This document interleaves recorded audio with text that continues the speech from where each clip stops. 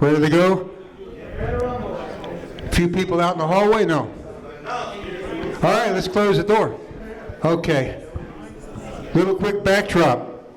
About a year and a half ago, a 9-time Emmy Award-winning producer by the name of John Bafar did a documentary spread over about a year and a half of filming, interviews, and work. He put together a great movie called Worth the Fight on some of the people in our gym, SJC Boxing, who came in and their lives changed because of it. Each one had a different story. So he did his documentary. It had its world premiere at the Fort Myers Film Festival May last year. At that time, there were 79 films spread over 5 days. And much to our surprise, it won top honors. It was the fan favorite and the best documentary at the Fort Myers Film Festival. After that, it qualified to be invited to the big film festival, Milan, Italy, in November. Milan, Italy had over 2,000 films from 125 different countries, all winners in their respective film festivals. We were in that group. So we had a great 3-week vacation over in Italy and Spain, spent 5 days in Milan, and when it got done, they were posting all the winners on the board, of course, in Italian. There's my wife trying to translate Italian to English to see what the heck it was saying. And she kept telling me, it says top honors, but it can't be. She kept checking over and over again. We won top honors at the Milan, Italy Film Festival in November.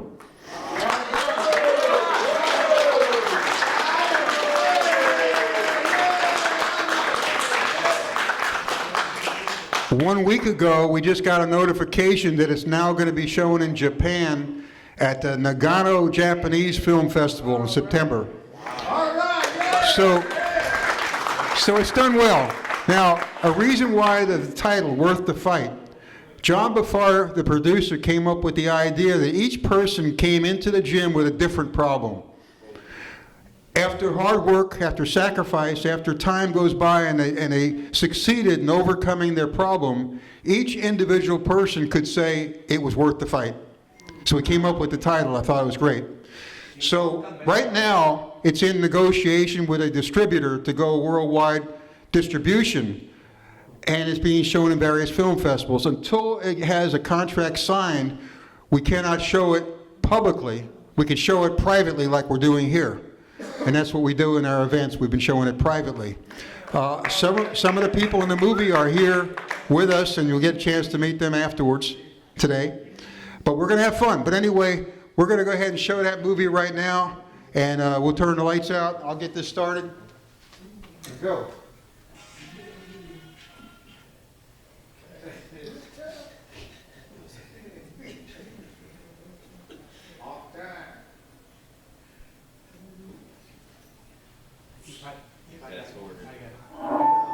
That's round 4. That's round 4. You want to go back? Yeah. My parents brought me here as a legal immigrant, so we never really had the chance to take me to any. Yeah, go right back to it. But Back all the way. There.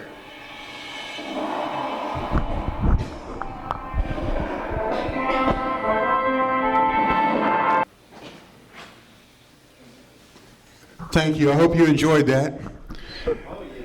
You know, we portrayed, or John Bafar portrayed a few to keep people in the gym. He had a time limit, a 1-hour documentary. He told me he could have made a 4, 5, or 6-hour documentary just as powerful, because there's so many more people in the gym that didn't get profiled that could have. And that's what it's all about. I want to bring up here a few of the people that were in the movie. Come on up here, Mario, Braden, Brandon, Josh, Elijah, come on up. And I want to bring up a special friend of mine that I saw pull in here with his wife, former 2-time heavyweight champion of the world, Pinklin Thomas. Come on up, Pink.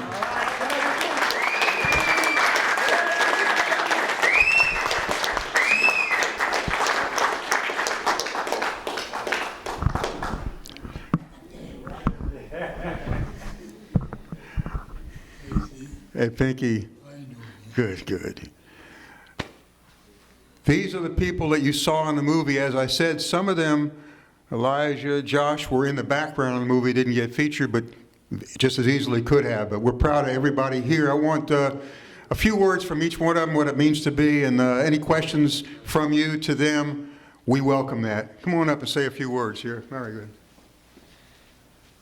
Hey, good afternoon, everybody. As always, I want to say thank you all for coming. This is a very special weekend for not only the Hall of Famers, but also SJC Boxing, Steve Canton, and, you know, just celebrating everything that has to do with boxing and what brought us all here and together.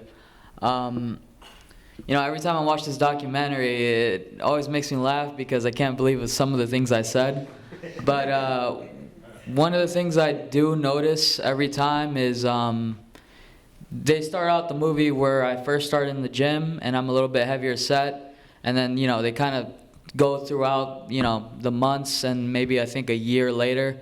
And I always notice the demeanor, you know, in my face and just how I speak changing. And, you know, one thing that I've been most appreciative of is just the home that Steve's given me, because, you know, we all know Steve and he puts us in front of himself all the time. And, you know, close to 4 years ago, I never would have imagined I'd be good friends with this man. He's a great man. And, you know, I got a key to the gym. He trusts me to train and watch over the kids. And honestly, you know, I think out of anything that's come out of this relationship between me and Steve, it's that he gives me that trust and that love where, you know, I feel like it's proud when people say that's Steve Canton's boy. So, thank you. Let me say, too, in the movie, as you heard, he was 260 pounds when he came in. I think he was 179 or something in the movie. He walks around now at 160 pounds. His first year, he was a three-time state champion, and now helps train the guys in the gym. Braden, come on up here. Just like Mara said, thank you all for being here. It means a lot to us. It means a lot to Hall of Fame. And I appreciate you all taking time out of your days, out of your weeks, to show up for the sport we all love, a sport that's done something for us. You know, I'm a big believer in God, and He saved me, man. I believe that wholeheartedly, that I was at a bad time in my life. I didn't know what was going to happen to me. I wasn't fully sure that I wanted to be alive at one point in my life. But He saved me. At the same time I started finding God, I found boxing. And some people say it's a coincidence, but I truly believe that He gave me the sport, and He showed me it because He believed that it would save me, and that I could use this sport to share His word and give all glory to Him, no matter how far in the sport I go. And I thank Him for giving me Steve. He gave me His family, every single one of us up here. Man, I don't know where I would be without it. And I love everyone up here. I love all of you, but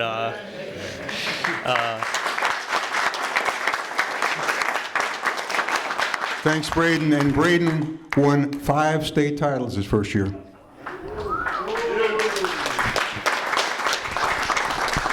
I'd like to bring up Brandon right now. Come on up, Brandon.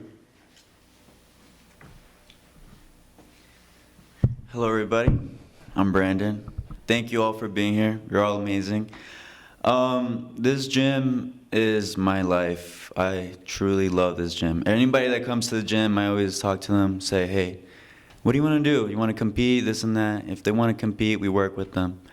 I have no brothers in my life, so the guys up here are the closest things that I have to brothers. And I really do trust them with my life because they're awesome, all of them.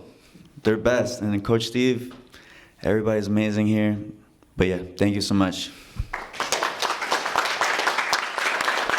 Thanks, Brandon.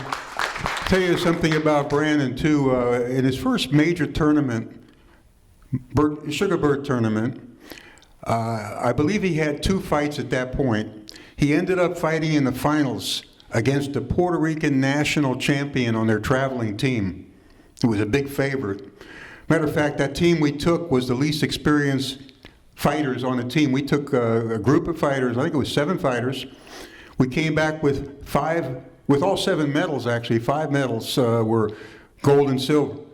And we were the youngest, as I said, least experienced. With 2 fights, he actually beat the champion from Puerto Rico, but lost a split decision that didn't go too well with the crowd. And that's in the beginning of his career, so we're really proud of that. Elijah, come on up here. I want to tell you about Elijah. Come on up, say a few words. How you feel? Good. Hello, thank you all for coming. Been coming to the gym on and off since I was 14, and it's just second home, brotherhood, sisterhood. I'm very thankful to be a part of it. Yeah. Elijah yet hasn't competed in any matches, but he comes to the gym and works. He volunteers his services at all of our functions and events. He's a big part of the gym. As a matter of fact, he's a barber and cut Mario's hair last week. So that's teamwork, that's brotherhood. So we really appreciate that. Josh, come on up here. Hey.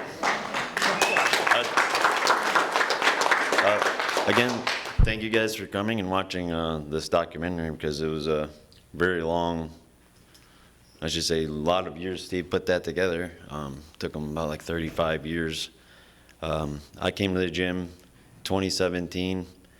Steve doesn't know this, but I'll let you guys know this right now, that it was like 2013. I moved from New York, and I came to Florida, and I was homeless, so whatever, I worked, whatever, and I was just looking for gyms, and that was like 2014, but it took me like three or so years, and then I stumbled upon Steve. But I actually called him one day in 2014 and left a voicemail, and I said, why isn't your gym open all the time like they are in New York? Like, why can't I go work out at 4 in the morning, right? And he goes, well, we're open 6 to 8. You're more than welcome to come anytime you want. And I'm like, well, who's this guy? You know? So then, a couple years passed, and I ended up going to the gym, signing the paper, and I come to realize, why is the gym only open 6 to 8, Monday through Friday? Because fighters need to learn discipline. And that's the only motto and simple message that I learned from all this time, is that discipline, and it's discipline and discipline. Because if it's 6 to 8 and you really want to be a fighter, or you really want to do something, you have to go and study and do that at that time, and you have to devote that time. And that's what Steve instilled in, and I learned from Steve. And that's why I'm here today. Thank you. Thank you, Josh. I will say another thing too is I always said fighters fight at night. They should train at night. You should do your road work in the morning. You separate the two. You keep yourself sharp. You train the way you fight, and you fight the way you train. That's what's critical. You got to have, as he said, that discipline. I'll say another thing that he didn't mention. When he first came in here, Josh was 256 pounds when he came in the gym. He told me that his goal was to lose 100 pounds his first year. It happened to coincide with one of the Hall of Fame announcements at the gym. His full year was up. So we pulled out a scale, and he hopped on the scale at 152 pounds from a 256 the previous year. And he achieved his first goal. He had some great amateur fights, and some of the people he fought went on to bigger things, and he had his pro debut here a year ago. So, and Josh has been a great part of the gym, and we really appreciate that. I want to bring up the special friends right now, DJ and Pink. We've been family, as DJ said in the movie, all these years. So it's special to have Pink here, and come on up here and say a few words, DJ and Pink.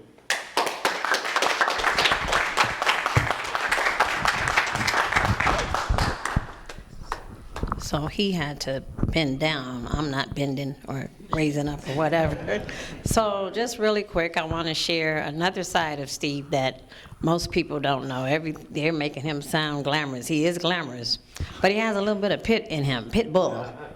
So Pinklin and Steve traveled the world together, all over. I think they were in Copenhagen. All over the Yeah, all over. But this particular time, I got a call in the middle of the night, because they don't know what time it is, no concept of time. When you're out of the country, they're just calling. DJ, I may have to be bailed out, because I got to try to keep Steve calm. I go, well, what is he doing? He said, they were talking about not giving us our purse. So their fighter, they were up there, and the fighter fought and everything, and, all Steve understood was he wasn't getting paid. And Pinklin was like, yo, man, you got to calm it down, Steve, because we're in another country. Steve's like, I don't give up, Pinklin said it took everything in him to physically, not just talking, physically. Steve said, oh, I'm leaving here with my money, one way or the other. We're leaving with our money. So that's just one side of Steve. If you rile up that other side, you'll see it. For the most part, both of these two are calm. But if you mess with this one, you don't know where he's coming from. You don't even know they're friends until that happens, which is a good thing. We got our money. Yeah. Oh, yeah. They got their money. We didn't get locked up. Yeah, they didn't get locked up. But Pinklin was like, just leave it. Steve said, I'm not leaving. So you have your imagination. The other part, quickly, I want to say about Steve, he doesn't see any color. He's very diversified. He doesn't care. I'm just going to tell you, I am a Democrat by heart. You know what Steve may be, but he doesn't care. He just loves you, like some of the guys said. He loves you for you. Whatever you tell him you can do, he'll say, okay. I like Steve because he gives his all. If he has to come out of his own pocket, he will. He'll tell Pink, hey, this is what we need to do. No questions asked. He's very supportive. He doesn't judge, even if you've been in jail. A lot of people have. And, like Pinklin. Pinklin was whatever he was growing up. We're just here to say, whoever you are, you're somebody, and you're special. We're very religious, so I say keep God first and everything else will follow. We don't judge you. We don't care about your past. Everybody in here, I'm sure, you've had a past. Steve has a past. That's why we know if you just keep pushing, go to SCG, boxing gym, and you're not judged. You're somebody. So that's all I want to say.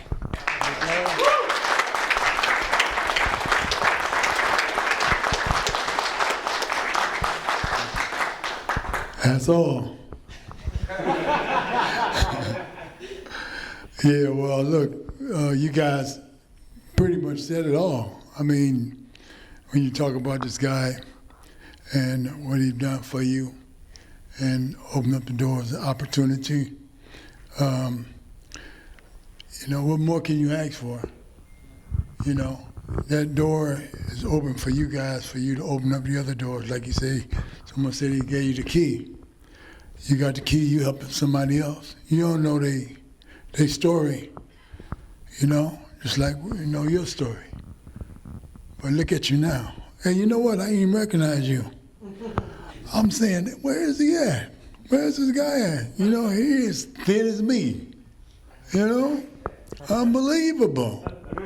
Unbelievable. That goes to show you, you like where you go, you like where you come, you take care of your business, you do what he said do, it works for you. Everybody got a story, and it's all about love and brothership. Y'all come together as a family. Like this every year, man, we come together, we do this, man. You guys are here, and you're gonna continually be here. You're gonna motivate others to be and do the things that need to be done. You've seen a little piece of my stuff in there, and that's what it was, but hey, only through the grace, that we're all here today. you know. Ain't no way in the world. When I was 13, 14 years old, and I was out there in them streets, I was shooting dope. And I swear, I didn't think I was going to live to be 43. I knew I wasn't. And to be an athlete, I was an athlete, but I was a dope fiend at the same time. And ain't no way, I never even thought about boxing. I ain't started boxing until I was 19, getting ready to turn 20. And I was an addict then. You'd have told me I was going to be where I was at today, man, I'd bust you in the head, man. Quit lying to me. You know what I'm saying? But like, you know, it ain't our steps. It's God put people in your pathway to make you work, they work for you, and you work for somebody else. And when you give, you receive. It all comes back, and you see it like a big circle. That's what our life is all about. This guy here, you know, yeah, she right. You know, I'll bust somebody up for him. He'll probably do the same for me, you know. I like, man, you know, because, you know, it was tough holding this little skinny guy, man, too. You know, we was over there, we in Copenhagen. All I was thinking about, I don't care about the money. Man, I don't want to go to jail in Copenhagen. He's standing up to the promoter, oh yeah, you gonna give me the money. Like Richard Pryor, somebody, you gonna give me the money. I said, oh Lord have mercy. Well, like you say, we got the money. That wasn't the first time either, man. I think it was in the Bahamas. He did the same thing again, you know.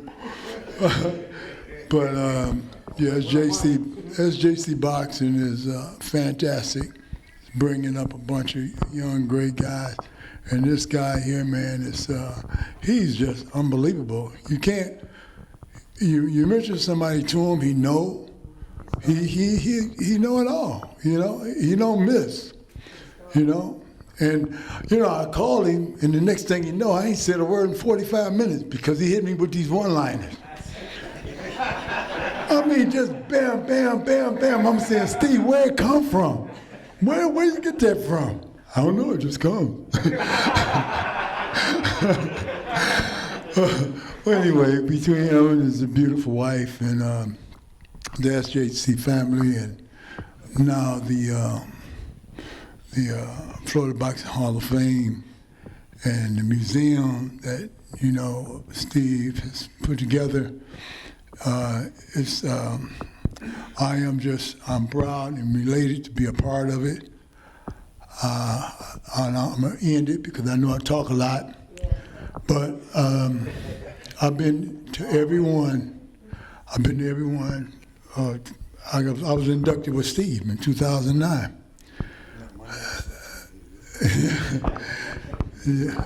Nobody loved? Very few left. Yeah, just about 3 or 4 maybe, if that's it. And so, you know, it kind of threw me off, man. All I want to say, man, is that, you know, I'm just glad to be here, and I'm going to be a part of it. Oh, I know what I was going to say. 2012, I didn't come. Angelo, of course, was the trainer when I became champion. Angelo had passed, and I think the same year Hector Camacho had passed, about 3 or 4 months before he did. And they were 2 great buddies, friends of mine. And I think I had a knee surgery or something, and I was, I couldn't make it. And I was going to try to make it with my knee surgery, but Angelo, me and him was really close. He always used to tell me things, and people he liked, people he didn't like, people he didn't want to be bothered with, you know. And all I could think about was that I come up here and I'm start hearing this all about, and I hear stories about Angelo, and I'm going to choke up. I still get choked up today, you know. So, but outside of all that, you know, 13, 14, 15, all the way up until now, here we are, still rolling, kicking. And I am so proud of this guy. God bless you, Steve, and keep rolling, man. Thank you. A quick update on the mentorship program that was mentioned in the movie, because it's been quite some time ago. as of right now, Carla, you've seen Carla on the front registration table helping out. She runs the mentorship program for us, and Monday through Friday from 12:30 to 2:30 every day. She gives everybody that comes a free lunch. There is a free lunch at SJC Boxing, even though they say there's no free lunch anywhere. We have it. There's mentorship, there's training, and we send them home with a snack. The kids who can't come in the daytime are invited to train at night with the regular gym, regular hours. Those that can't pay, don't pay. They still want them there. The families, we give them free groceries. We load up once a month from the Midwest Food Bank, which we partner from. We fill up a pantry, and during the month we pass it out to the families. At this time, we now have 206 kids that have been in the program from 52 different schools in the area. We've got over 25 graduates from high school and technical school.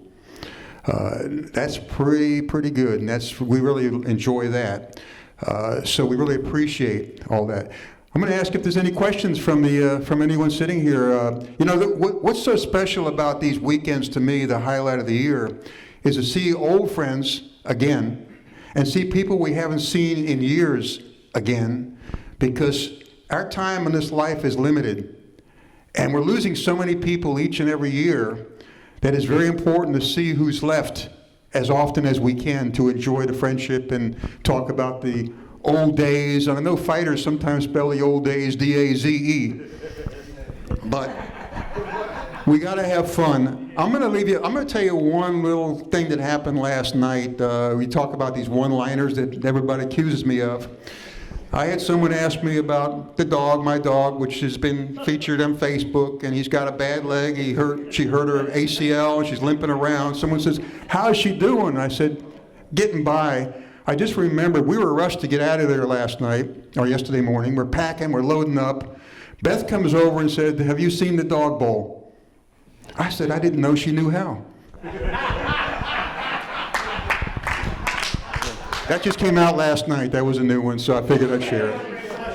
Any questions? Any questions from anybody? Okay.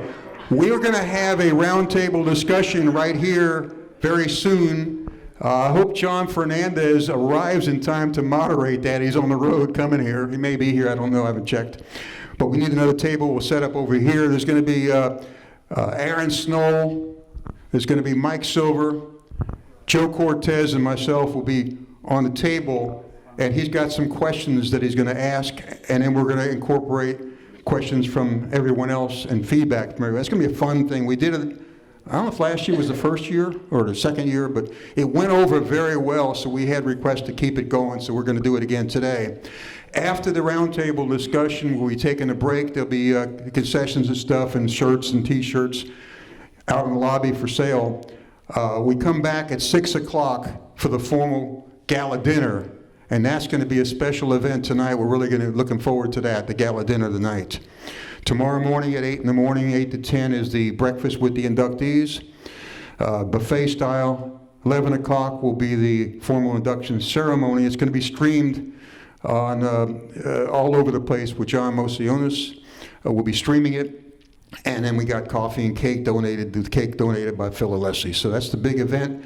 Big days ahead of us. Look forward. Any questions from anyone? Not even from Jimmy? Jimmy's always asking me questions, and I never know the answers unless I check with Pinklin.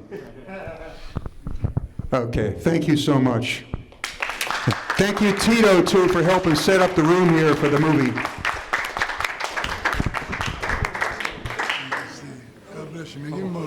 Yeah, I know that. I'm also sweet.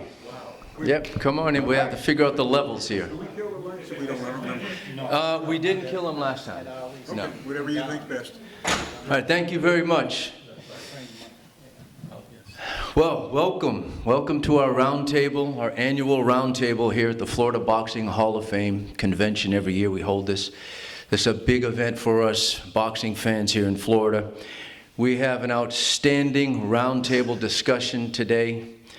And anybody here who knows boxing knows these people here. We're going to start off on the end there with Joe Cortez. Joe's a referee and boxer. A lot of people don't realize Joe was a boxer. Hall of Fame referee Joe Cortez, over 170 world title bouts. Think about that. Number 100 was Freeman Barr in the Bahamas. Number 100, I was just told, was Freeman Barr, one of Steve's fighters, in the Bahamas. Very good. And some of the bouts that Joe was involved in include fighters like Oscar De La Hoya, Evander Holyfield, Julio Cesar Chavez, George Foreman, and I think that was the time George Foreman won the title at 40 or so, is that right? 45, 84, 95. Right. Yeah, he's got a movie career too. He can talk about some of this stuff too. A lot of people don't realize Joe was a professional boxer, 13-1 record. He also won the New York City Golden Gloves in the early 60s. That's no easy feat, folks, trust me. And he's well known for firm but fair. Fair but firm, right? Fair but firm is his tagline as a referee. Fair but I'm firm. Touch him up. Fair but I'm firm. All right, and to Joe's right, we have Aaron Snowell. Now, Aaron is quite a treat. We've got one of the best trainers, a Hall of Fame trainer right here to discuss all the different topics today, Aaron Snowell. Aaron began his career as a boxing trainer first as somebody who observes and listens and learns the old school way, which I know Steve loves.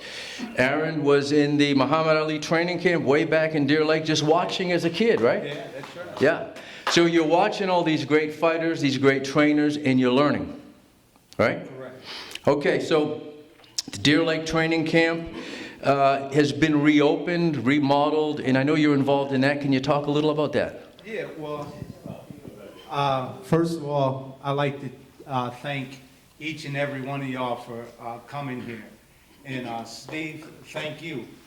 This is a great weekend with all the inductees. It's always a pleasure to come here and to be a part of all of these great distinguished guests. You know, and Boza Edwards, give him a round. Cornelius. What a great fighter you are. Indiana Boxing Hall of Fame President Craig Hawk. But to answer your question, as a kid, when Muhammad Ali first built his training camp in Deer Lake, Pennsylvania, he met my family. And we were invited there to his training camp. So the Angelo Dundees, who you had heard, I've been with him. I done went up against, a matter of fact, you heard Pinklin Thomas earlier talk about Angelo. Well, Tim Witherspoon, who I trained, when he won the WBC title, his first title defense was against Pinklin Thomas and Angelo Dundee at the opening of the Las Vegas Convention Center. And we lost the title to Pinklin that night on a split decision. But it was Muhammad Ali and his influence. As a kid, he put us in commercials, ice cream commercials. And he used to train us at night, Muhammad Ali did, how to work corners, wrap hands, and all that. And I have videos, and they've been on there for years. So, yeah, it's OJT, as we call it, on-the-job training. And it's the way you become a journeyman, and then after you become a journeyman, you become a master craftsman. But there was a person that really, really taught me the school of boxing, because I'm a student of the game. A great fighter named Slim Jim Robinson from Philadelphia. I mean, who trained Mike Rossman, Eddie Mustafa Muhammad. And as an assistant trainer to him, when he was training these great champions when I was young, I was his assistant. And then I became director trainer Carl King, who is going in over the weekend. Me and him, most doubtly in boxing, with all the fighters that Carl managed, and I trained. You know, I trained over 30-some, 35 world champions. He probably managed over 50 world champions, and notably, Carl did, the heavyweight champion. So it's a long journey. The list is fine, long and distinguished from bantamweight to heavyweight. We done had and trained all of those weight classes in time. But thank you for giving me a little bit longer time. I appreciate that. Oh, thank you. It's our pleasure. Thank you for sharing that. And one of the great fighters that you trained, Frankie Randall, doesn't get nearly the amount of credit that he should get. He took the undefeated record away from Julio Cesar Chavez. Yeah. You're right. Yeah. That was a big win. Okay, and to Aaron Snowell's right, we have the great Mike Silver. Now, Mike is an author and historian. So in addition to having a great trainer, a great referee, we now have a historian here who knows as much about boxing as all of us probably combined in this room, actually. Mike's written several books. The Night the Referee Hit Back is one of them. The Arc of Boxing is another one. I've read both of those. And his most recent one is When in Doubt, Stop the Bout. He's going to talk a little bit about that tonight. Mike has interviewed many of the all-time great boxers, trainers, including Archie Moore, Emil Griffith, Carlos Ortiz, just to name a few. So these guys know what it's like to be at the very top of the game. To Mike's right, we have the great Steve Canton, a legend here in Florida. Now let's give it up for Big Steve.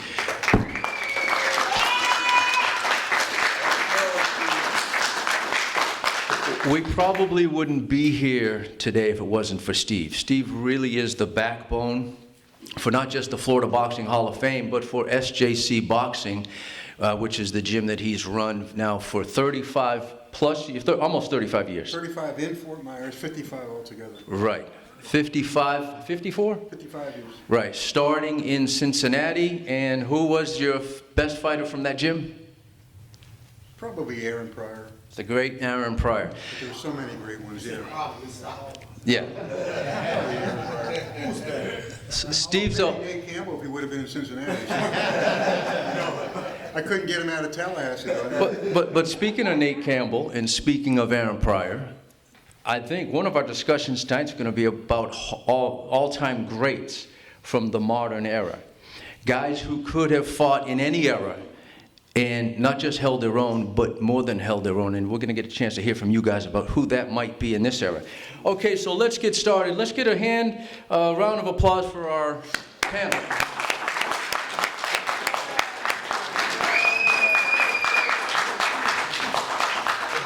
Okay, so we have a lot of questions coming today, a lot of discussions to get into. If you have a question from the audience, please go to Gary. Gary right there, he's holding up the cards.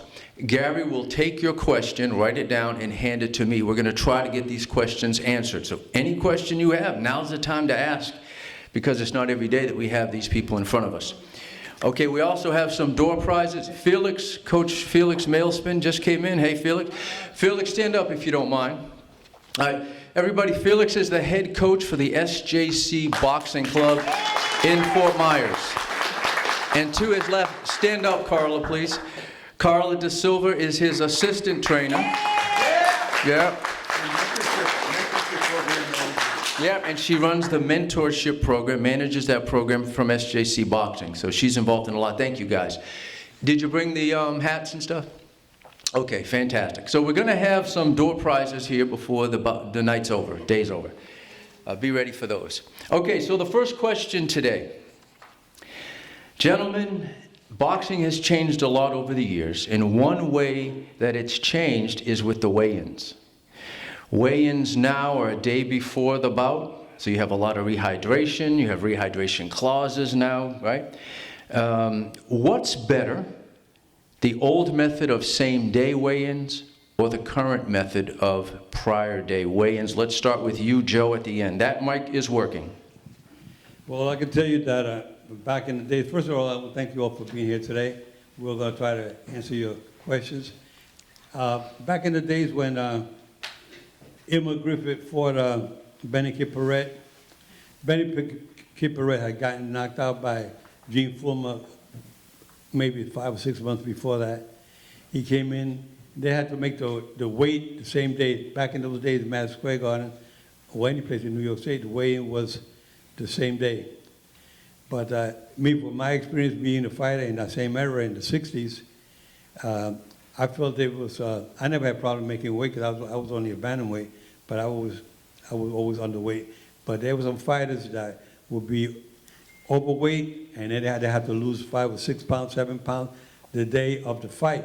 And to lose that kind of weight during just the same day of the fight, there's a tendency, if you maybe dehydrating to a point where your body's not feeling good. I mean, you're hungry, you don't eat, and sometimes the weigh-in is supposed to be in the morning, sometimes it went into the afternoon. And then these fighters, they go into fight maybe 5 or 6 hours later, and they might try to stuff themselves so much with food before the bout, which is not a good thing, because normally when you go to fight, you want to have an empty stomach. You don't want to go in there with a full stomach. So a lot of these fighters, they drink a lot of fluid, a lot of food just before the fight. Some fighters, even today, which I'm against of, is that some of these fighters come in 10, 15, even close to 20 pounds over the weigh-in that they had the day before.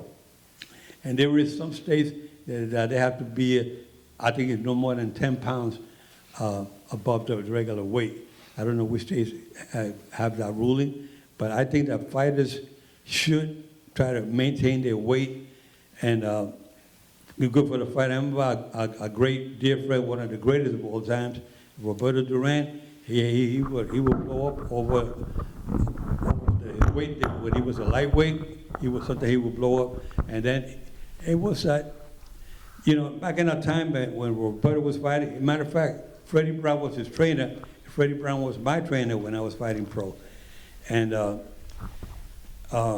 Roberto, he made the weight, but I didn't like that, that he was getting over, and then he had to make weight in 3 or 4 months. He had to take off 30, 40 pounds, which is tough.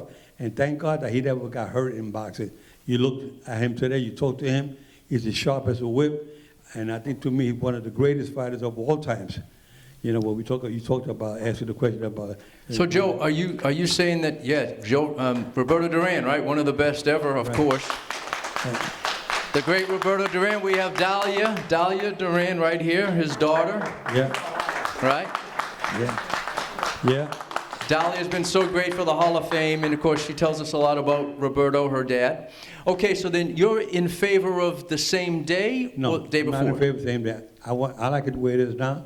Got it. What I don't like is that some of them go way too much over when they come. They weigh them the night of the fight. They're just for the records. In Las Vegas, they do that. They weigh them to see how much they weigh for the day before, just to have it on record. Some of these guys come in 15, 18 pounds over the weight that they weighed the day before. Right. I'm not in favor of it. It should be no more than 5 pounds, because when they go into that ring, the opponent they made the weight with no problem, but now this guy is 20 pounds, 15 pounds over his opponent when they actually fight in the ring.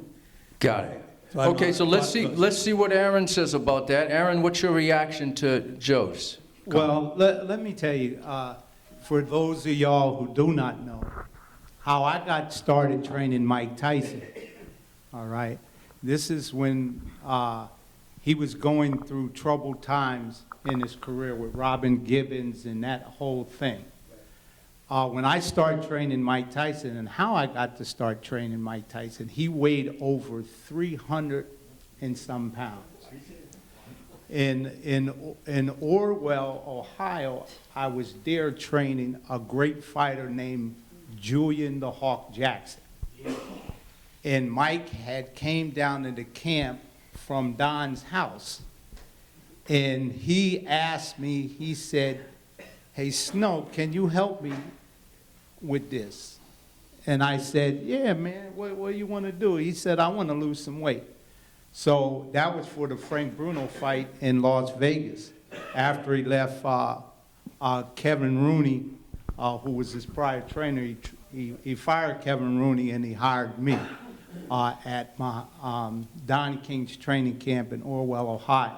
I helped him lose the weight with our chef at the camp, Chef Early. And behind that, he started dropping weight, but as we're dropping weight, he was feeling good. He started feeling himself. He said, hey, man, you ain't bad. You do know what you're doing. I'm going to keep you. But the main thing to sports training is exercise physiology. And in losing weight, in your body, it's called fast twitch fiber and slow twitch fiber. One for speed and the other endurance. And while you're training, you're always working on speed and strength. Form, technique brings speed, that brings power. So when you're working a guy and training a guy, not only you're perfecting his boxing skills, but you're also working on his speed and his strength and his ability to hold that for duration through a fight. Now, I was a part of the 15-fight round era for 15 rounds. So it takes a lot of endurance to withstand 15 rounds, and a lot of champions lost their title during those last extra 2 rounds or 3 rounds, as you want to call it. It used to be called the championship rounds. Absolutely. However, when it comes to weight, I'll tell you, 2 people that I seen it happen to right in front of my eyes. Matthew Saad Muhammad. What a great champion. You're talking about Rocky. He bled, and, you know, he had come a battle of nutrition. But when he lost his title against Dwight Kwawi in Atlantic City, I know Saad. I had met Saad at Muhammad Ali's training camp in Deer Lake, Pennsylvania. So me and Saad were very close. And he went to go in the spa to check his weight. And he says, I don't have it, man. So the people who were training him, he was sitting in the sauna, because we left out the room. We came back, he was in the sauna. He came out the sauna. He looked drained. I said, man, what's wrong, Saad? He said, man, this weight. He made the weight, but he was very weak. And in the fight, you could see it. And that's the same day weighting. Same day, right. And also, you ever hear of a great fighter named Hilmer Canton? Hilmer? Yeah. Hilmer, yeah. From Detroit with Emmanuel Stewart and them. He was fighting Sean O'Grady in Atlantic City. And he couldn't make the weight, you know, in there in the dressing room. He was weak as all hell from making the weight, and he got sick. And he was saying to me, he says, man, I just don't have it. I just don't have it. And that was the same day weigh-in. And in the fight with Sean O'Grady, you can see something was wrong with Hilmer Canton, and it had to do with a combination of that. I've seen it with Saad Muhammad with that same day weigh-in, going through that weight loss period. So you seem to be agreeing with Joe that the same day weighing is the best, maybe with restrictions, with limits on how much you can rehydrate. Yeah, well, you know, we know as a trainer is Right. that during training, at least 10 days before the fight, you have to make the weight. And that has to deal with that fast twitch fiber and slow twitch fiber for speed and endurance. And when you start making weight the same day, you lose that speed, strength, and endurance when you tear into your muscle fiber. So that's the training end cause.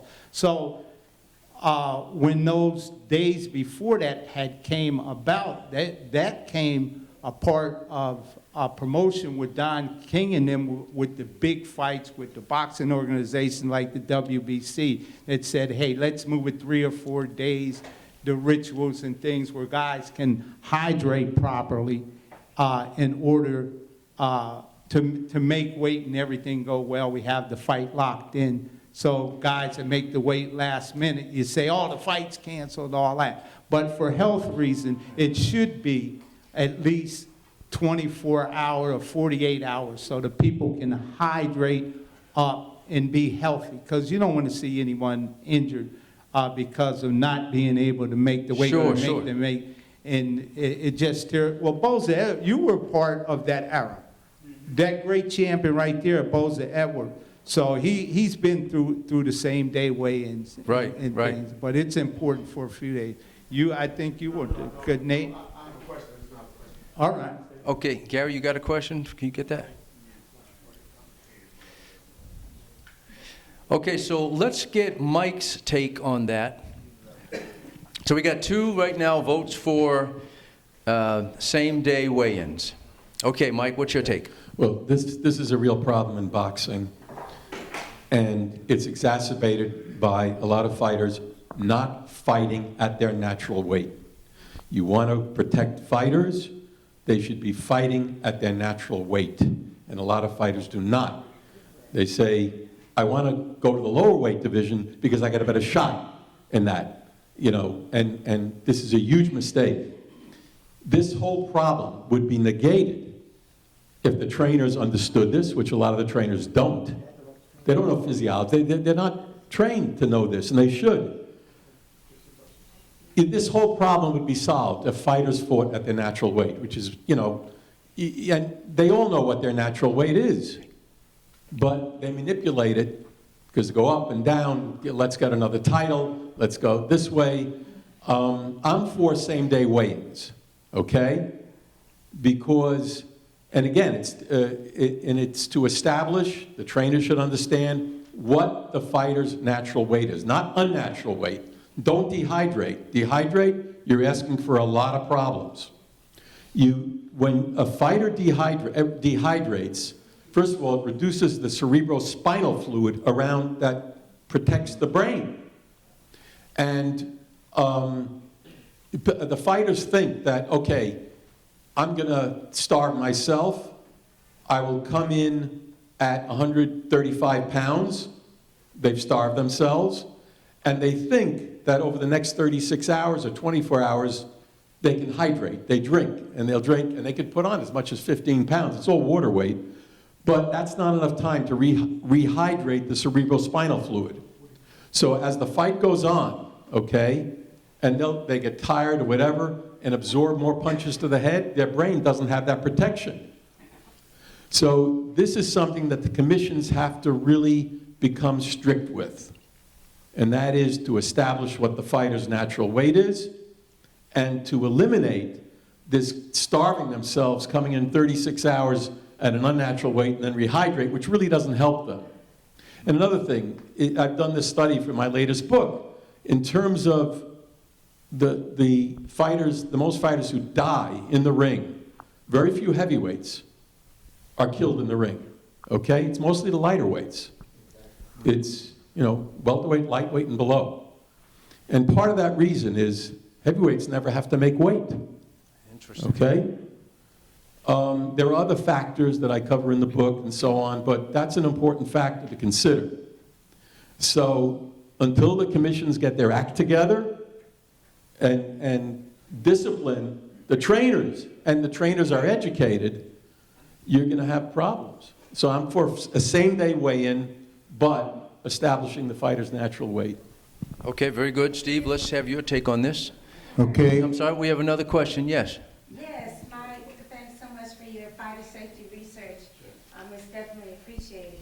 Now, that is a perfect world that you're saying when you say fighters fighting at their natural weight. So I just want to take and extend that question and make it like, you know, being where we're at today, where that's not the case, where fighters aren't, do you still think that same-day weigh-ins would be what you would be a proponent of? Well, or there, at that point? it's going to be difficult because each commission is a world unto itself. But if you're going to do the pre-weigh-ins, you have to make a limit on how much more weight they can add. Okay, so if they weigh in 24 or 36 hours before at 147 pounds, and he comes in at 160, fights off. That's it. Right. A rehydration clause. Yes, absolutely. And Again, it's not a perfect world. We're trying to adjust for what the reality of the situation. Correct, yes. Yeah. And one of the things, thank you so much, and Nate, we're going to get to your question right here. One of the things that Joe was talking about is having a rehydration clause sort of built into the statute. You said some of the, yeah, that's right. Yeah, it'd be good to have uniformity. Steve, what's your take on this whole topic? I think when they changed it from same-day weigh-in to previous weigh-ins, it opened a big can of worms. And you try to solve the problem by creating more rules like rehydration clauses and all these things to offset the mistake, in my opinion, of changing it from same day.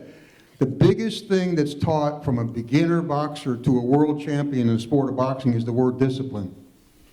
If you have a weight to make at the weigh-in day, same day in the morning, you have to be disciplined to make your weight.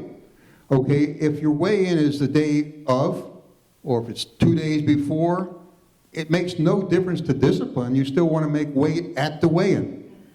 So I think, in myself, you should retain the same day weigh-in in the morning, you fight at night. But as Mike has said, you know your fighter. You got a middleweight, shouldn't be trying to make junior welterweight. Right. And then try to rehydrate, because that doesn't work. But if you have your weight, and that's your natural weight, and you make that weight at the weigh-in, and that weigh-in is a same-day weigh-in, then you can go ahead and rehydrate somewhat that day and fight that night, and that's perfectly fine to me. And I've been in this sport, as you know, all these years. I've boxed all these years. I've lost massive amount of weight for a weigh-in when I took fights at the last second, which you shouldn't do. But the big thing is most fights are made in advance. You have a training schedule. You have a weight class. You make your training schedule work out so that you're at weight on the weigh-in day. And that shouldn't change whether it's 1 or 2 days before, in my opinion, or the day of. But I think it should be the day of, like it always was.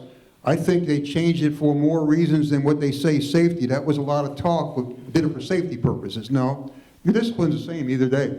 I think they did it for TV purposes and promotion purposes myself. You bring in another event before the fight. Let's have the weigh-in. Let's televise it. Let's hype the fight. That is why it was actually done, just like when they changed 12-round fights, 15-round fight to 12. A 12-round fight works in a 1-hour broadcast. A 15-round fight doesn't. It was done for TV. That's my opinion anyway. Okay. Yep. Yep. Okay, go ahead, Nate. Nate, go ahead and expand on your question, Nate, about rehydration clauses. Okay. Guys, we got a question. Here's my issue is about, I'm totally for the same day weigh-in. I think the reason I'm for the same day weigh-in is because I think that the day before weigh-in has become a pile of crap. Because now you have guys that have decided that they want to have a day before weigh-in, but institute a rehydration clause on top of that, like Tank is doing, and like Terrence Crawford did with, and you see what happens to the other guy. If you make it where you both make weight at 135 on the morning of, go eat what you want and weigh what you want that night, because your body's only going to put on what it's going to put on. It's more natural that way. You have to live in the natural flow of what it is you do. You wouldn't have these 4, 5, 6, 7, 8, 9 division champions because you wouldn't have all that time to rehydrate. What you're doing is you're allowing guys the ability to do what's called weight bullying. You allow them to have what's called weight bullying. They weigh in at a weight that they can make and they can rehydrate up, and most of them are doing what is unnecessary and unfair. They're rehydrating with IV bags. Nobody's talking about that in here. Nobody's speaking about that in here. Nobody's talking about the fact that they go into their room and they bring in a doctor and they pull a bag out, take a hanger, hang it up over the bed, and they rehydrate. And nobody's talking about that because Tank is knocking out all these much bigger guys because these much bigger guys can't rehydrate properly. Now, Nate, that's what I was getting at. It opened up a can of worms by changing it and then doing things to try to offset the problem. The problem wouldn't be there if we had the same day weigh-in. They fought in their natural weight class. They were disciplined enough to have their training camp proper, so they made weight on that day, and they could rehydrate whatever they can that day. It's all equal, and they fight that night. I think we got a better situation. Instead of changing things that work good for almost 100 years in the sport, they work great. And all of a sudden, we got to change it. And every time you change something, you create more problems, in my opinion. You have about 13 to 14 deaths a year on average now? We used to have about 8 There you go. years ago. That was the average then. Interesting. I'd be interested in hearing, Mike, your take on that, because I know you've done a lot of research on this. Go ahead, pass the mic down to Aaron, if you don't mind. If you can remember about weight, Great fighters think this way. It ain't the size that you win or you fail, it's the size of the fight that you got in your heart. And it's what you do inside the boxing ring. What style you got, have you trained properly, and can you handle what's in front of you? And the most big example of that was two great fighters, one named Billy Conn and the other one named Joe Louis. You ever hear of this term? You run, but you can't hide.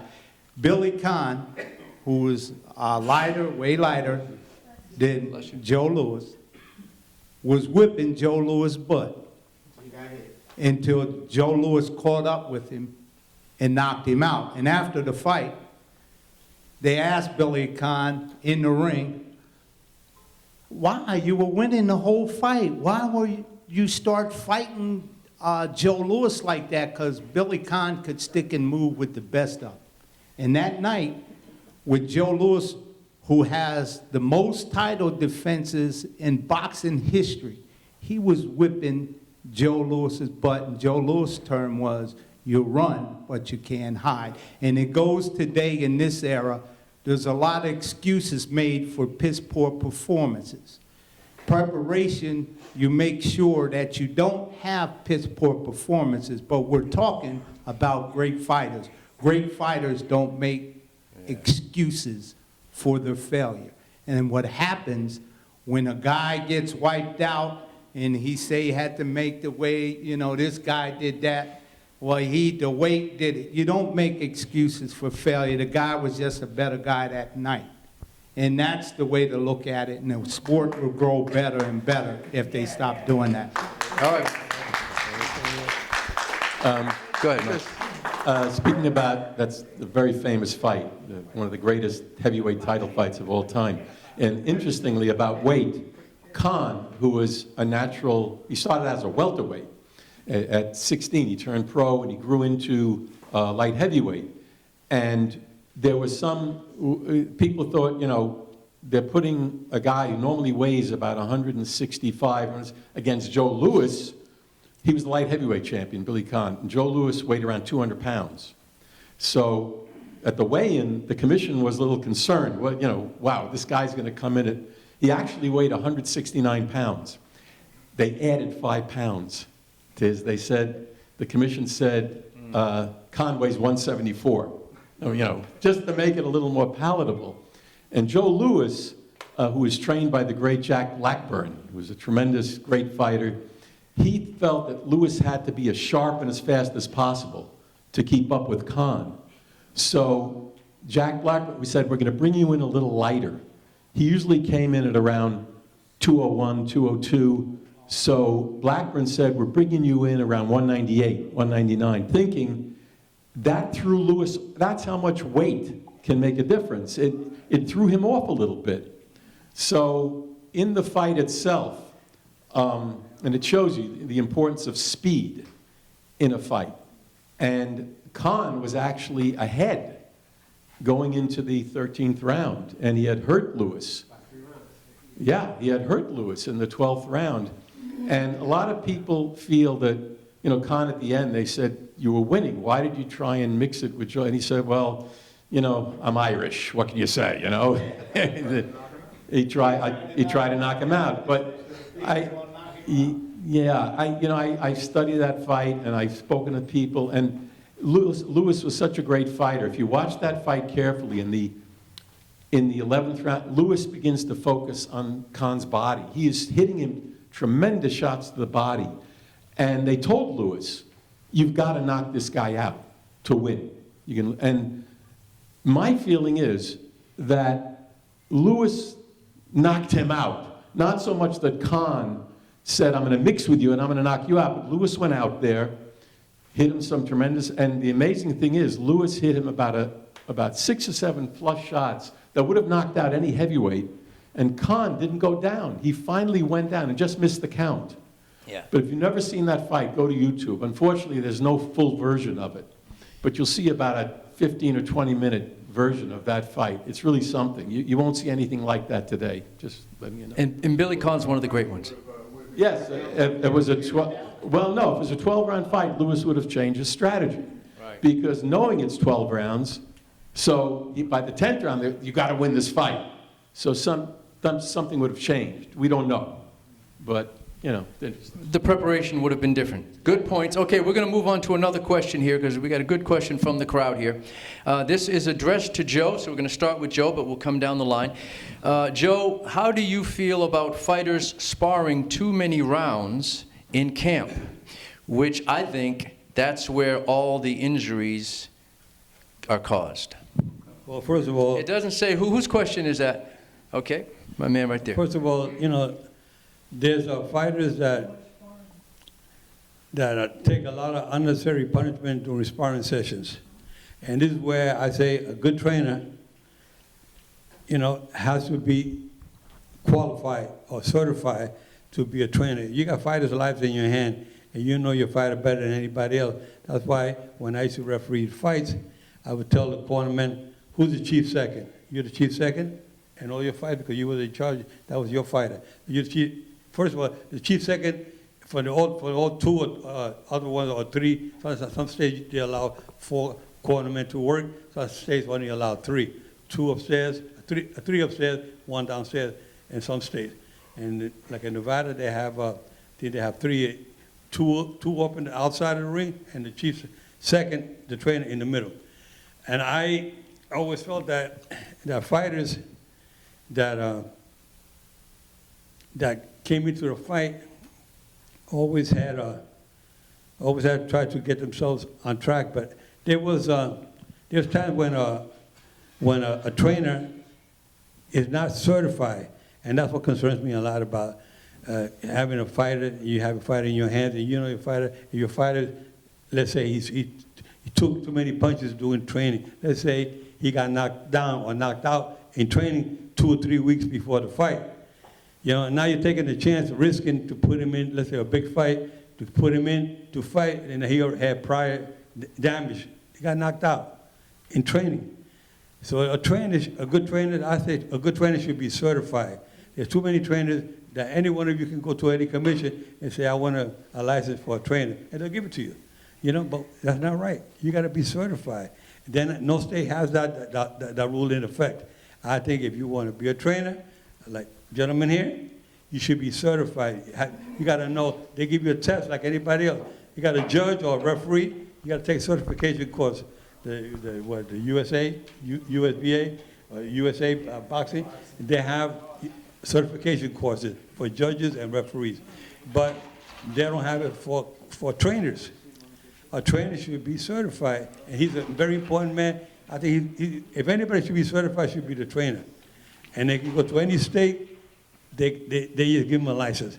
If you got a guy in the gym, yeah, you start training this young kid, because you know him, you start training him, and all of a sudden you go apply for a license, he's training pro, you apply for a license as a trainer, they give it to you.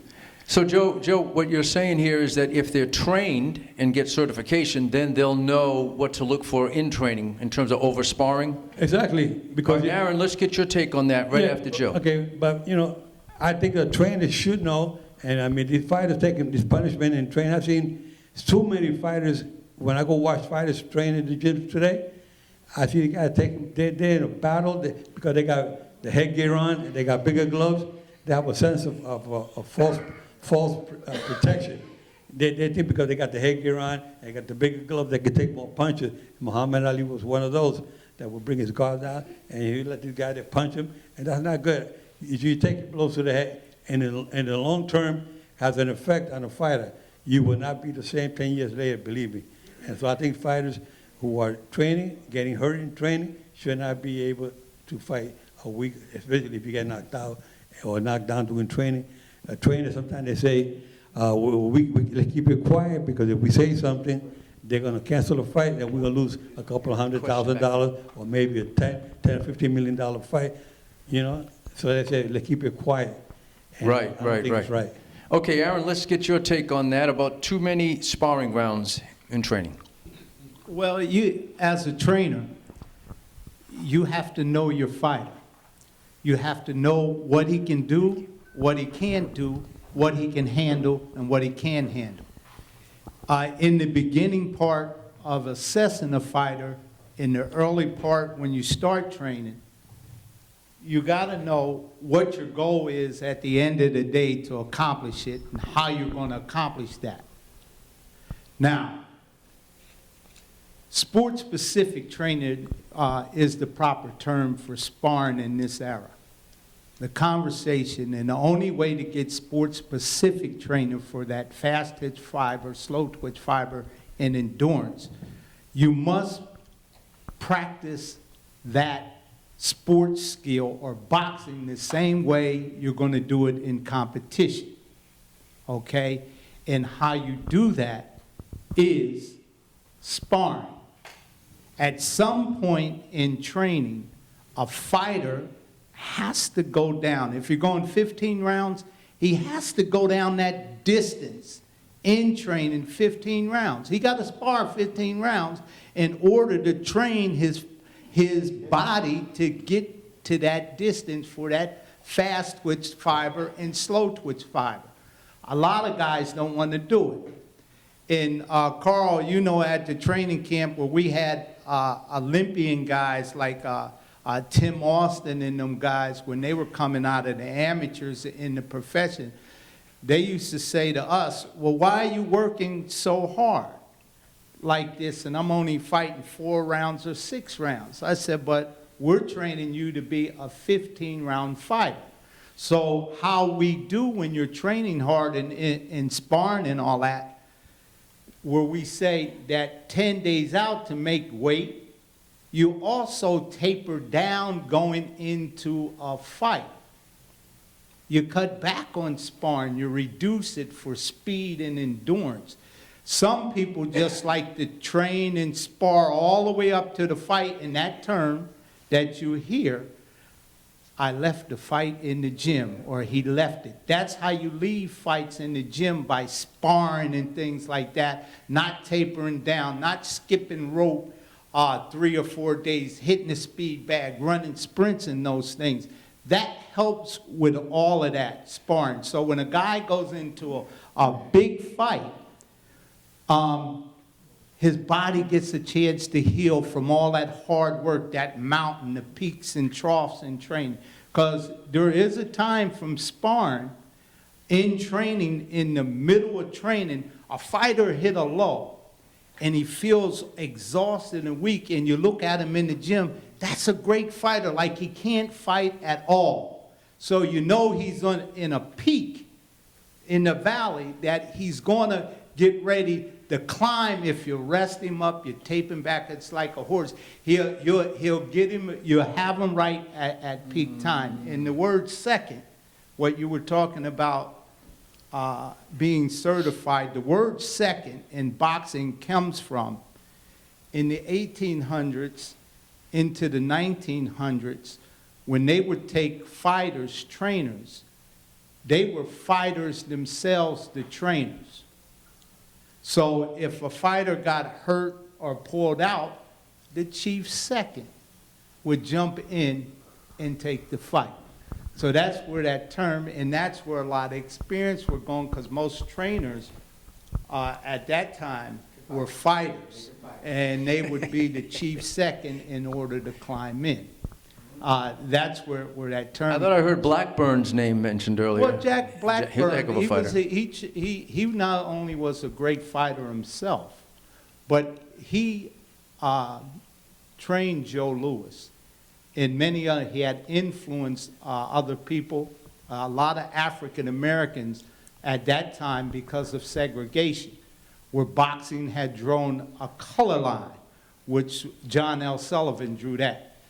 And Jack Johnson was the one who beat that color line, but Blackburn and all of them was together, Sam Langsford and all of those guys. All of that was a part of that era, the chief seconds and things like that. But what I'm saying is that sometimes a lot of injuries do happen training, especially on the high end. When championship fights are rough, man, to get your body to endure that type of work. People say, well, it's abuse. Hey, man, boxing, it does. So is football. So is baseball, because you're all the time pushing your body to the extreme. We're not talking about about average stuff to make the body. We're talking about extreme every day, giving it your very, very, very best every day. Not half step. This is what makes great fighters. Because not every person, people may talk that they want to be great, but they ain't willing to push their body every day to be their best, whether they're run, road work, sparring, hitting a heavy bag, hitting a speed bag, jumping rope, giving an all-out effort. Okay, Guys good. don't do that. No, that's a good point. You have to make a decision there. How bad do you want it? And it's up to the trainer to watch out for the fighter, not to overtrain. So, Mike, tell us about your research here, because I know you've researched this a little bit about sparring in camp. Right. Well, you know, Joe Cortez said something very important as an ex-fighter. Who trained you, Joe, in the beginning? Freddie Brown. Freddie Brown was old school, classic trainer. He fought in the 20s and started training fighters in the late 20s, early 30s. He was a partner of Ray Arcel. Ray Arcel. Chicky for all these old, now these are old school trainers. Now it always goes back to the trainer. That's what it goes to. As Joe Cortez said, the trainer has to know the fighter. And I remember interviewing Ray Arcel for an article. And Ray Arcel, I would say, was maybe the greatest conditioner of fighters that ever lived. And I asked him, I said, how do you, he said, you cannot train every fighter the same way. That would be a huge mistake. He said, because every fighter's system is different. And he said, sometimes I would train the fighter, I'd say, after 2-3 rounds of sparring, that's it, you're out of here. That was enough for him. Another fighter, go 2-3, could take it. You know, he knew the fighter's constitution. He understood the fighter. That's what a trainer is. You could be a trainer of horses. They understand how much to push the horse on a certain day. I hate to compare horses, but this is the way you train an athlete. You have to know the fighter you're training. And unfortunately, I don't mean to demean but a lot of the trainers today, they don't know. They just, I'm sorry, they don't. Anybody can become a trainer, as Joe knows. You know, you don't even need a license to be a boxer. You need a license to be a boxing manager. You need a license to be a promoter. You don't need a license to be a trainer. You throw a towel over your shoulder, go into a gym, you see a kid, hey, I'm your trainer, kid. You know, and that's crazy. In the most dangerous sport in the world, we're talking about a sport. This is the most dangerous sport in the world. Forget MMA, I respect MMA athletes. Boxing is the more dangerous sport. But so this is a problem. And you just can't, I mean, Ray Arcel studied under a great trainer himself. He started as a bucket carrier. You know, you work your way up, you learn. And there's no system like that today, sadly. There should be, and there can be. I mean, Steve, he should be, you know, the head of some institution that trains trainers. So that's it. All right, Steve, thank you. Steve, what's your take on that about the sparring? Yeah, thank you, Mike. A lot of great comments from our three esteemed guests right here at the table. I go back to the same thing always and always. You have to train the way you fight. You have to fight the way you train. You cannot not spar in a gym and expect to perform in the ring. Okay? You have to spar in the gym every day. Now, there's one thing about it, and a comment was made, which is, I agree with 100%, you taper back at the last week. In the old days, we would say a fighter who is in shape, he's already in shape when he starts. A 6-week training program for us was ideal back then. Today they say, oh, we're going to go to training camp for 6 months. And they're going to screw around for most of that time and do nothing. We had a 6-week training program that we loved. What we do is we're in shape to start with. We would have 2 weeks of a buildup where you start increasing and increasing. We'd have 3 weeks of very heavy work. Then you'd have 1 week of taper back before the weigh-in and fight. Taper back, you taper back the body, and that's the week that you spend getting the mind conditioned, because you got to have your body and your mind working together. When you walk into the gym, you get yourself in shape. When you walk into the ring to fight, you got to be ready to fight mentally and physically. Today's trainers know nothing about getting someone mentally prepared, I seem to see. They go out there physically. You have to train in the gym the way you fight. So what you do is you build up, you get in top shape, you have to spar. You have to learn from sparring. Not only that, by sparring every day, you learn how to get hit without getting hurt, because there's an art to what they call rolling with the punch that you don't hear today anymore. You used to roll with a punch. You teach someone, they get hit with a punch and they take the force out by moving with it. Let me use my hand for an example. You got a head right here and a punch coming to it. Okay, you'll get the full force of the punch here. If you're coming into it, the punch multiplies. If you're able to go with it, you're taking the power away.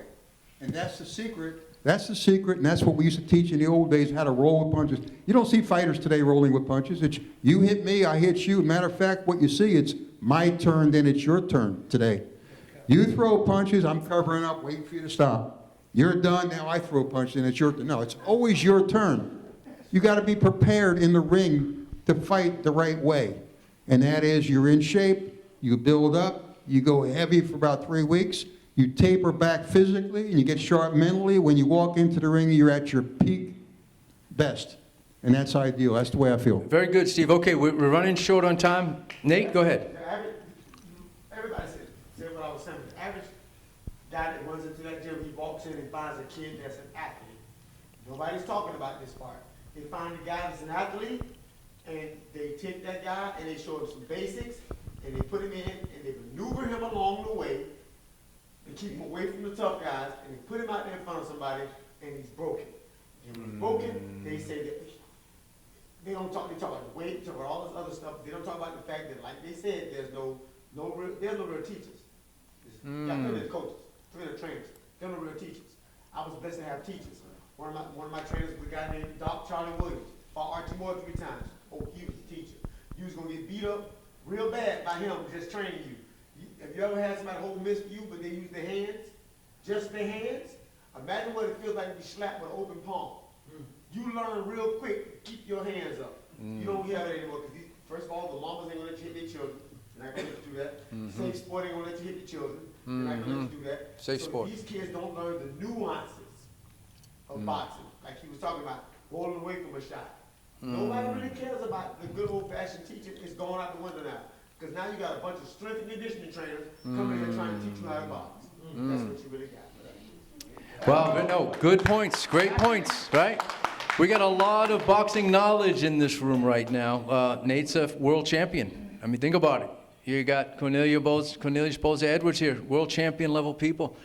By the way, how cool is that for some of you regular fans like me? Box a little bit, love the sport, but here we are able to talk to some of these people who've been at the highest level of the sport. It's an amazing thing. We're so glad to have you guys. Okay, we got to really speed through these next 2 questions, and they're easy ones. To the panel, which fighter, in your opinion, had the most speed? Just a name and a quick reason. Speed. Let's start with you, Steve. I always love, and I can't ever not think about, the greatest fighter, in my opinion, is Sugar Ray Robinson. I mean, I was a young kid growing up, and I started boxing at the age of 11. And when I was 14 years old, not knowing a great deal, I'm wailing away on a heavy bag, and a voice yells out, "You don't throw a hook like that, it's too wide." And I looked up, and a gentleman who was skipping rope in the other side of the building comes walking over to me. When he got close, I could not believe that. Sugar Ray Robinson, my idol, showing me how to throw a left hook, how to shorten it up. Same way I teach it to this day. So any question to me to this day that who was the best at this or who was that, Sugar Ray Robinson. Speed? Okay, speed, Sugar Ray Robinson, speed. All right, Mike, what do you say? Well, that's, you know, there's a few you could choose from. I mean, Sugar Ray Robinson, first of all, he had the greatest combination of speed and power. Terrific. Yeah. Nobody liked that. But Willie Pep, tremendous speed. Roy Jones Jr. was completely speed. Muhammad Ali is a heavyweight who was faster. But there's a fighter, maybe, I don't know if anybody here heard of him, but there was a fighter named Sid Terrace. Anybody know this name? Sid Terrace. He was a lightweight in the 1920s, okay? And this story was, he was incredibly fast. What? Not much power, right. He only had 16 knockouts in like 102 fights. Yeah, but this story was relayed to me by Teddy Atlas, who heard it from Customato, who saw Sid Terrace fight. He said Sid Terrace he saw him do this. He jumped up. He was in midair. And while he was in midair, he translated 3 jabs on his opponent's face and then went down. So from people, other old timers said Sid Terrace was the fastest human being they have ever seen. And if you ever seen a picture of him, he looked like a racehorse. He was very slim. He was 6 foot tall, 135 pounds, but incredibly fast. So Harry Greb threw more. They couldn't keep up the punch stat numbers for Harry Greb. He threw so many punches that he overwhelmed his opponents. But, you know, there's a few, but I would say, if I picked one, I would say Sugar Ray Robinson. Sugar Ray Robinson, okay. Aaron? Speed, fastest fighter. Well, without a doubt, every tongue must confess that Sugar Ray Robinson, bar none. The fastest? The fastest. Wow. Because of the competition and how long and how many fights that he had. And he did that repeatedly over a large period of time. He done had over 100 and some fights where he was doing this here. And to sit up, and when I was young, for Muhammad Ali to tell us as a kid that he patterned himself after Sugar Ray Robinson. I mean, the speed, the combinations, the footwork, and where Ali picked up what Boudini Brown was with Sugar Ray Robinson. And that's why Ali had Boudini Brown with him, because he admired Ray Robinson. But for heavyweights, Muhammad Ali. For speed. For speed. Joe, who do you got? And next to that, Mike Tyson was phenomenally fast. And nobody thinks of that with Mike. But he was fast, wasn't he? Because speed is power. Yeah. And he generated that speed and the amount of title fights and defenses Mike Tyson had. Mike Tyson, youngest heavyweight champions in the history of boxing. And he is the youngest heavyweight champion in the 3-belt era to have all of those heavyweight championship belts, with bar none for heavyweights, Muhammad Ali and Mike Tyson. All right, thank you very much. Joe, who's your fastest fighter of all time? I have to agree with the gentleman here. Joe Louis, Sugar Ray Robinson was definitely one of the quickest ones. But let's not forget the modern era, Hector Camacho is very quick with it. Hector Camacho. Hector Camacho's fast. I remember referee Camacho with Sugar Ray Leonard. And I had to stop the fight. The only time that Sugar Ray Leonard has ever been stopped his whole career was when he fought Camacho. I had to stop it at the end of the fourth round. And I remember when I stopped it, I held Sugar Ray Leonard in my arms, up against the rope. I waved it up, and in my ear he says, "Thanks, Joe."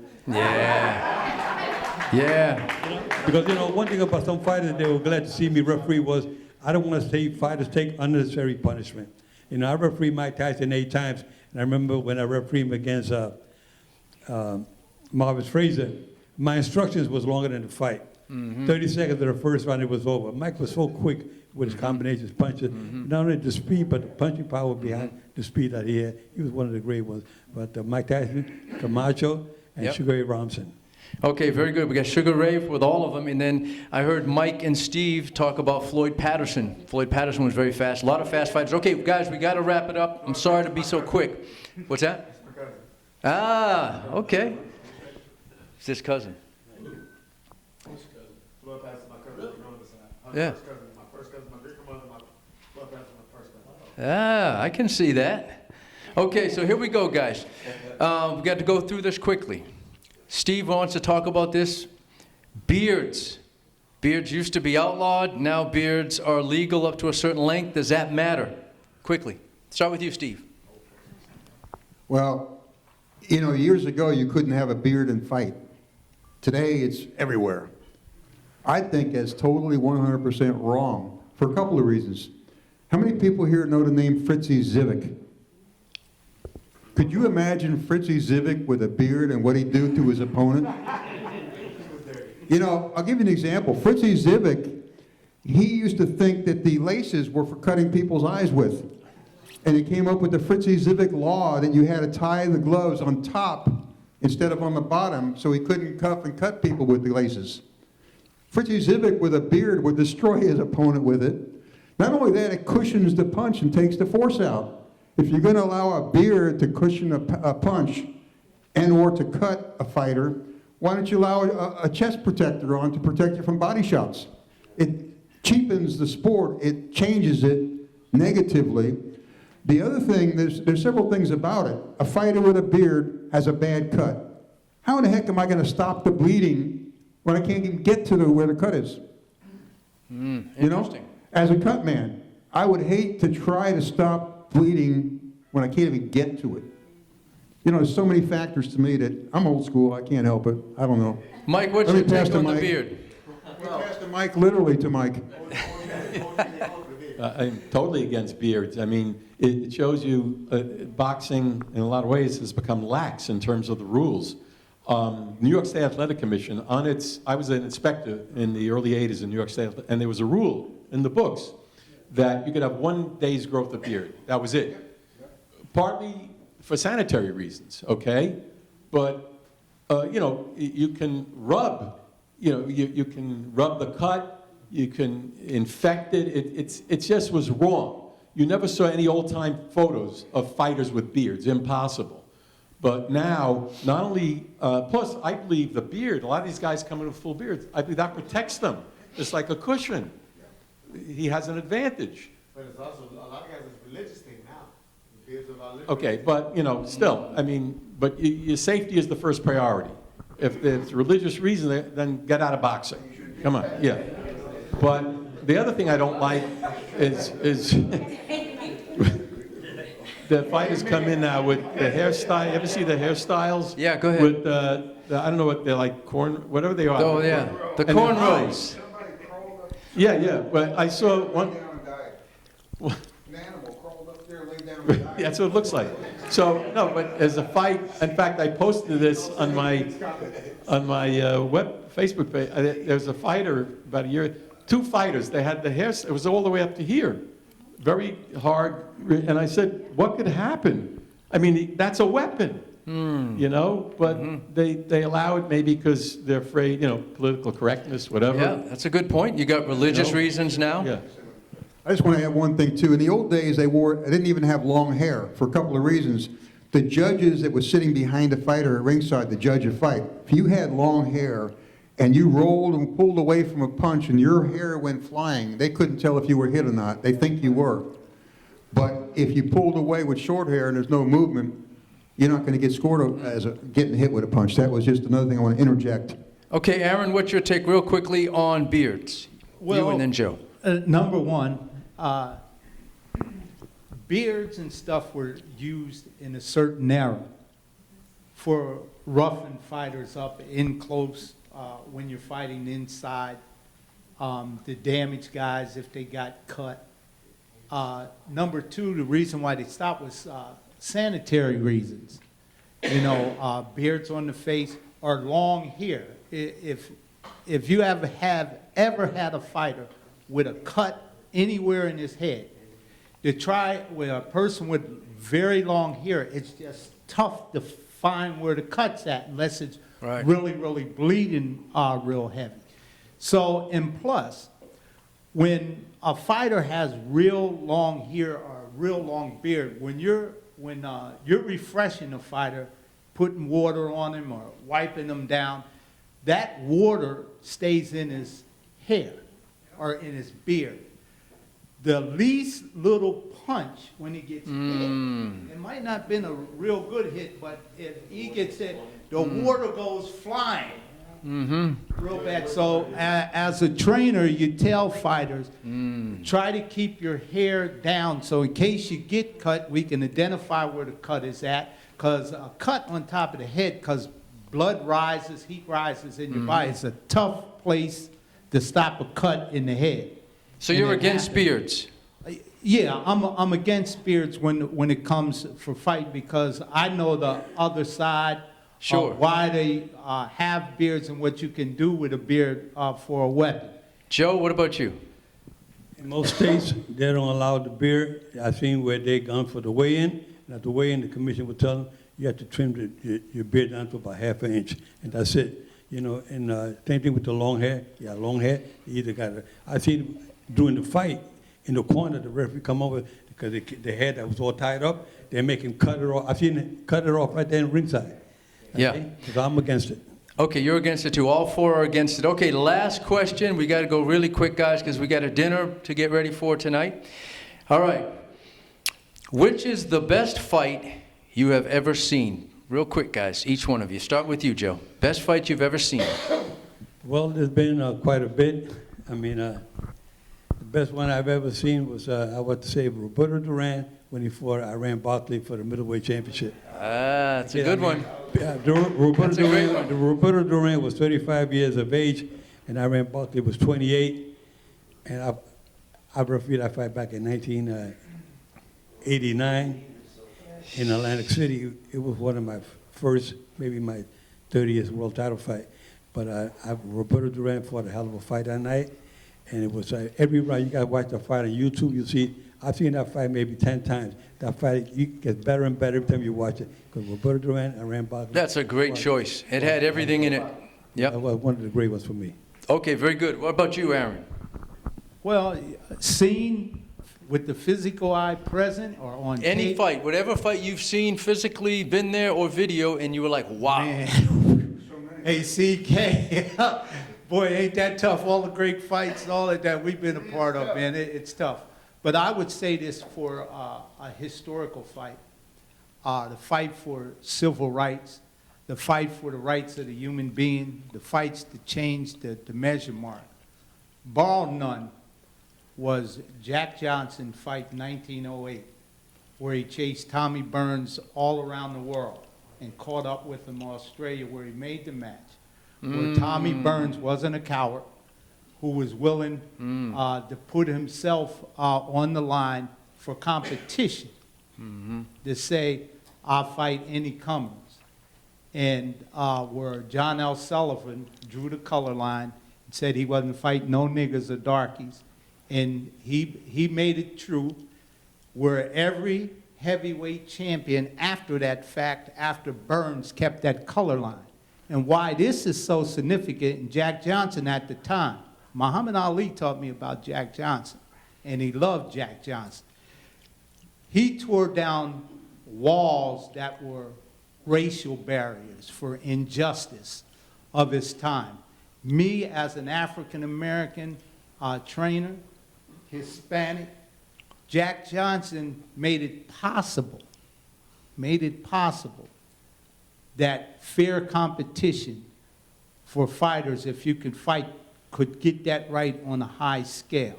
He made that by fighting Burns. And, you know, racism goes two ways, where they said, well, Jack Johnson might have won the heavyweight title, but he wouldn't fight other black fighters. It's a lie. He fought most of them 6, 7, 8, 9 times. So they used reverse racism to try to wipe away his accomplishment during that era in 1908. Right, when he won, Jack Johnson Burns, Tommy Burns. Where he became the first African-American heavyweight champion.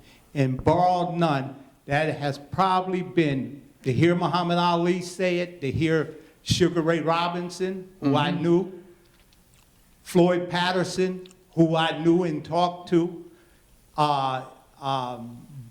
you name them, Stanley Sadler. I met all these guys and talked to all these guys and conversed with them, you know, and to hear all of them guys say the same thing about Jack Johnson, and for me to watch the fight, you know, they took that fight and had it in historical things, preservation, because they didn't want nobody to see the film. That's how great that fight No, was. that's a great point. We got to move on, but And that's that a great was fight. fight. Jack Johnson, Tommy Burns, 1908. All right, Mike, what about yours? Thank you, Aaron. So many great fights. I would say, you know, two reasons. One, it's one of my top 5 favorite fights, and a fight I would show to somebody who even wasn't a boxing fan and maybe get an idea of the drama in the sport and what it means. And that's the Rocky Marciano, Jersey Joe Walcott heavyweight title fight.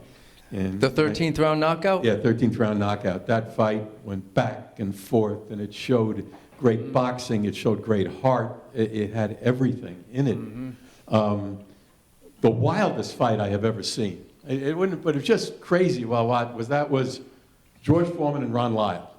That was Yeah, great fight. that was Great the fight. craziest fight. Wild. That's like Hollywood couldn't come up with it. That was a Rocky fight that was real. It was better than a Rocky. You know? Yep. But I would say the greatest of showing everything was, I would say Walcott, Marciano first. It's a great one. Great choice. All right, Steve, you get the last word. There's a lot of great ones come to mind. Ray Robinson and Gene Fullmer when he was old and threw that left hook to knock out Fullmer. That was a great fight. You had the trilogy with Muhammad Ali and Joe Frazier, especially the first one. Yeah. It was great. You got Ray Leonard and Roberto Duran in Montreal. All great fights. So many great fights. Personally, it might be to me Ezra Sellers and Carl Thompson. I trained Ezra Sellers for that fight. I was in the corner with him. One of the greatest fights ever. Ranked as a top 50 in European boxing history. Fight of the year in 2001. Ring Magazine honored the top 5 fights of 2001. I was involved in 3 of the 5 that year. But I was in the corner with Ezra Sellers. And that fight was remarkable. And it was what we had thought of. So I would have to say that because I was personally in the corner there. And that was a great fight, and people can see that on YouTube. Yeah, you can see that on YouTube. Okay, everybody, we got to wrap up. Any final words from the panel? Any more questions before we go? I just hope you're all there tonight. I'll give a little speech tonight also. Hope you enjoy Yeah, it. we'll see you at the dinner tonight. Let's have a big hand. As I said before, is that people